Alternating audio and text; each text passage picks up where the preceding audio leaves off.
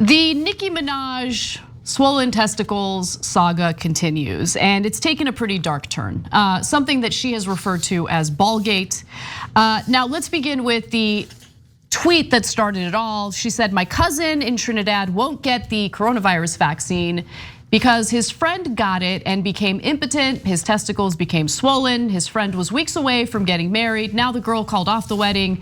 So just pray on it and make sure you're comfortable with your decision, not bullied." Okay, so we've talked a lot about how those claims are unfounded.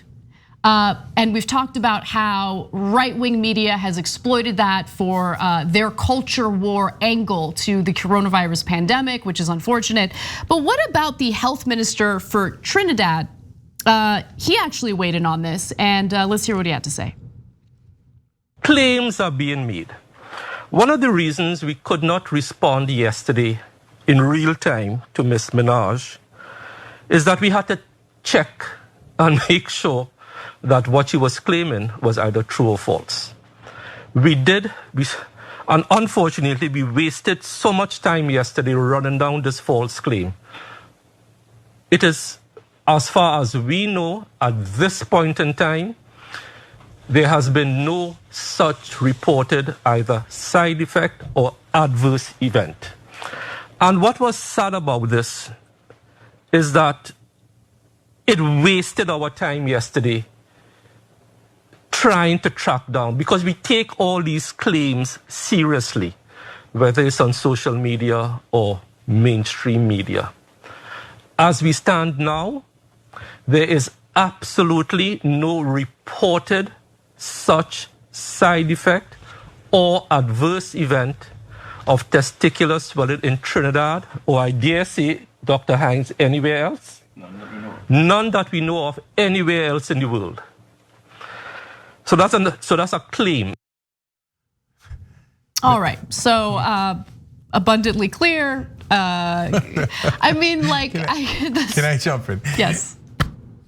This world is amazing because Nicki Minaj does a tweet, and then the government of Trinidad has to say there are no swollen balls. No, as far as we know, there are no swollen balls in Trinidad or in the rest of the world. This is not a thing. No, it gets crazier, right? Because it's not just the government of Trinidad; it's also the White House who's had to get involved in this. Yeah. So Nicki Minaj also tweeted that the White House has invited me and I think it's a step in the right direction. Yes, I'm going. I'll be dressed in all pink like Legally Blonde so they know I mean business. I'll ask questions on behalf of the people who have been made fun of for simply being human. #Ballgate Day 3.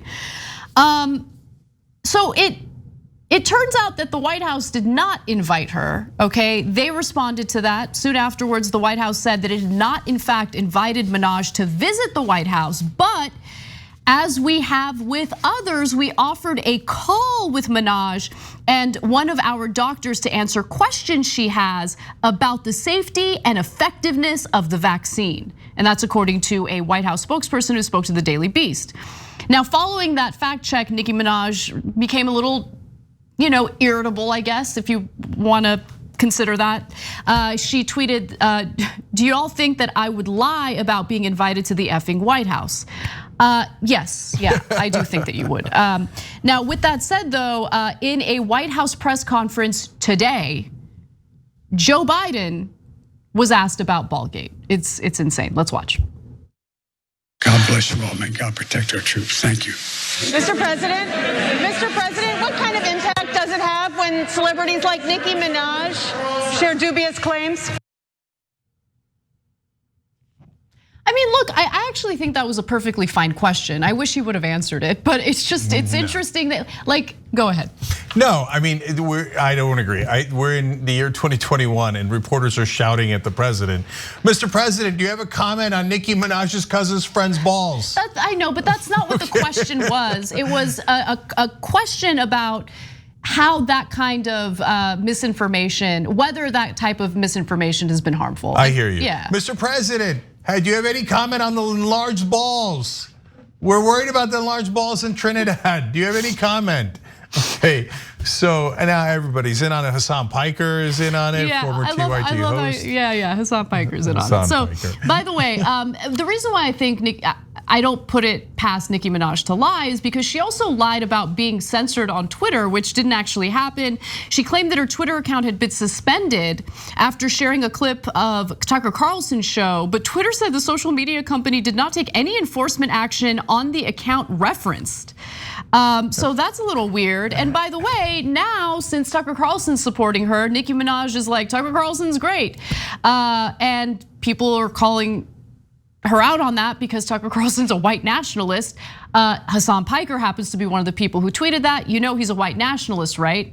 And she didn't like that. Right, I can't speak to, agree with, or even look at someone from a particular political party. People aren't human anymore. If you're black and a Democrat tells you to shove marbles up your ass, you simply have to. Incorrect. If another party tells you to look out for that bus, stand there and get hit. Okay. Yeah, no, as Haas pointed out in later tweets, he calls out Democrats and Republicans just the same, and so do we. It's not about political parties, and nobody's asking you to get hit by a bus or to enlarge your testicles.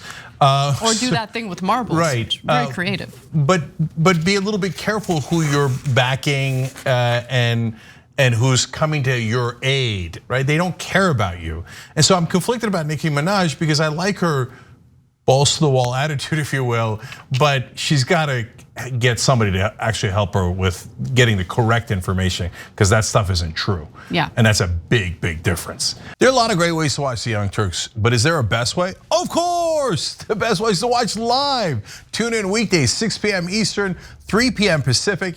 You get our uncensored, unapologetic version of the news that you won't get anywhere else. Watch us live.